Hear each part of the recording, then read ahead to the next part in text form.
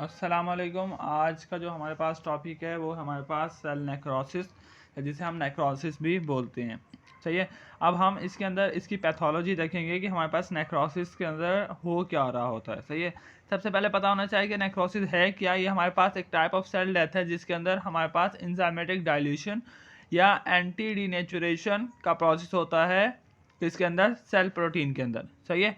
It related to inflammation and irreversible damage.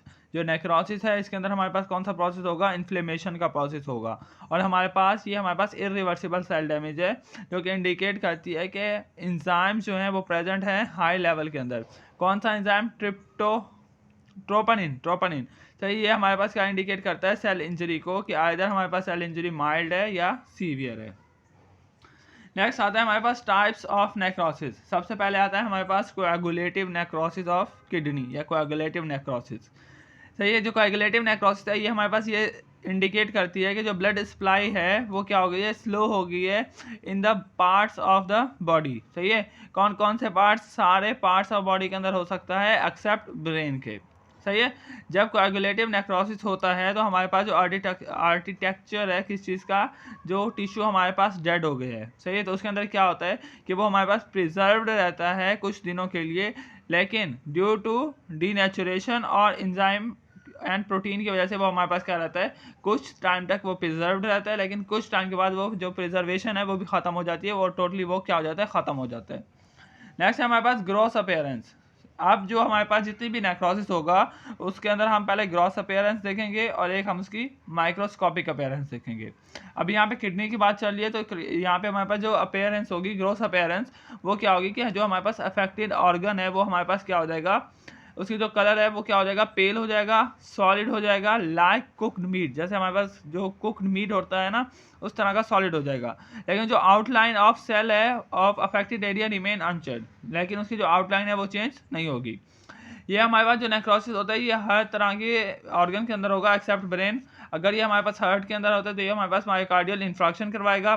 Spleen के अंदर होता है तो स्प्लीन इंफ्राक्ट, लिवर के अंदर होगा तो हिपैटिक इंफ्राक्ट, और किडनी के अंदर होगा तो रीनल इंफ्राक्ट क्या करवाएगा? कॉज करवाएगा। अब इसकी माइक्रोस्कोपिक अपीयरेंस क्या होगा कि in the beginning of the coagulative necrosis there is a preservation of the general tissue architecture. यानी स्टार्टिंग के अंदर जो हमारे पास टिश्यू है वो क्या रहेगा? प्रिजर्व रहेगा, लेकिन कुछ टाइम के बाद वो क्या होगा? ख़त्म होना शुरू हो जाएगा, और हमारे पास जो न्यूक्लियस है सेल का वो भी क्या होना शुरू हो जाएगा? लॉस होना शुरू हो जाएगा। जब न्यूक्लियस लॉस होना शुरू हो जाएगा तो हमारे पास एसिनोफिल क्या हो जाएंगे? साइटोप्लाज्म के अंदर एक हायर अमाउंट के अंदर जमा होना शुरू हो जाएंगे। सही है।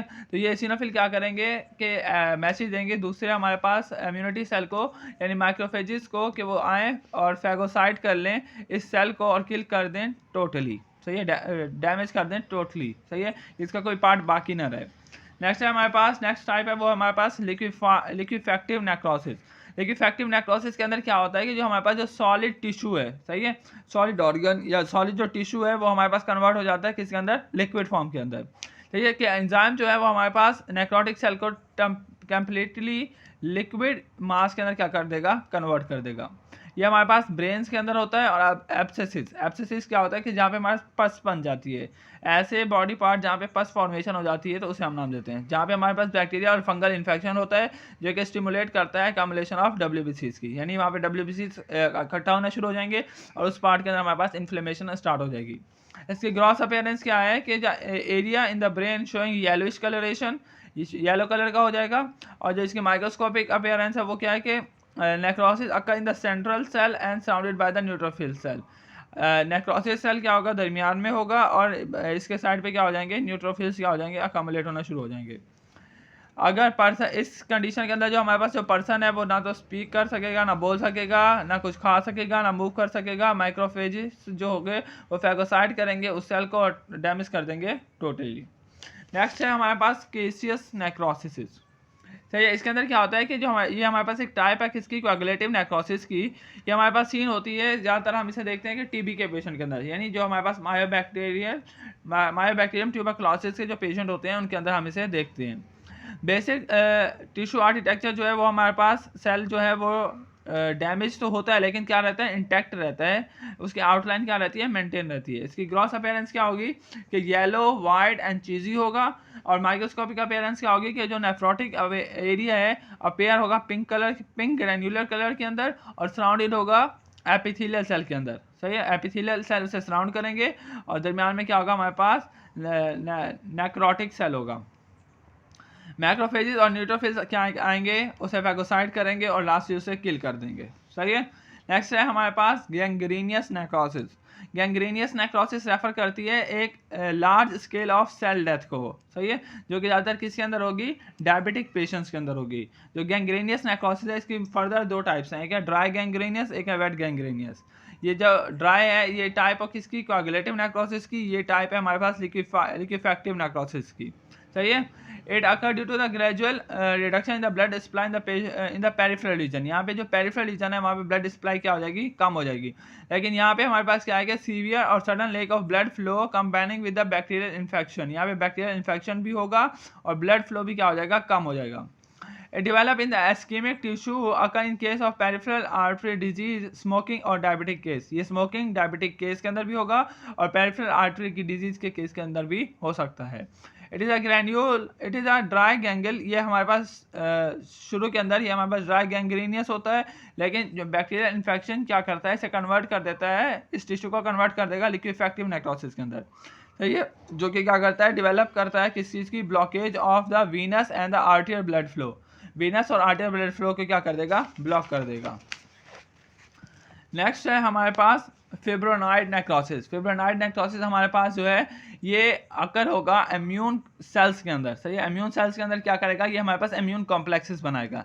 जब भी हमारे पास एंटीजन या एंटीबॉडी का रिएक्शन होता है तो सबसे पहले हमारे पास एंटीजन एंटीबॉडी कॉम्प्लेक्स बनती है। सही है, और जब कॉम्प्लेक्स बनेगी तो हमारे पास फिब्रिन क्या होना शुरू हो जाएगा, लीक आउट होना शुरू हो जाएगा किससे, ब्लड वेसल से। जब फिब्रिन लीक आउट होना शुरू हो जाएगा वैसे ब्लड वेसल्स के अंदर कौन कौन सी ब्लड वेसल्स हो सकती हैं, आर्टरीज, वेन और कैपिलरीज हो सकती हैं। सही है, इसकी जो ग्रॉस अपीयरेंस होगी वो होगी pink. It occur in the auto immune disorder. जो भी हमारे पास ऑटो इम्यून डिसऑर्डर्स होंगी, यानी जो अपनी बॉडी इटसेल्फ बना रही है जो डिजीजेज, उनके अंदर हम इसे ज़्यादातर ऑब्जर्व करते हैं।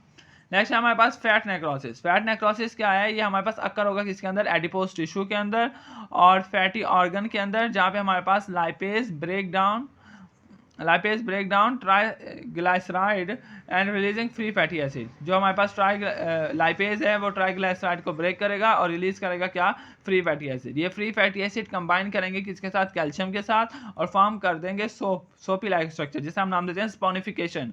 तो ये स्पोनिफिकेशन अकर होगी और हमारे पास सोपी स्ट्रक्चर बनना शुरू हो जाएगा। It often seen in the acute pancreatitis when the pancreatic enzyme leak out and digest the fat.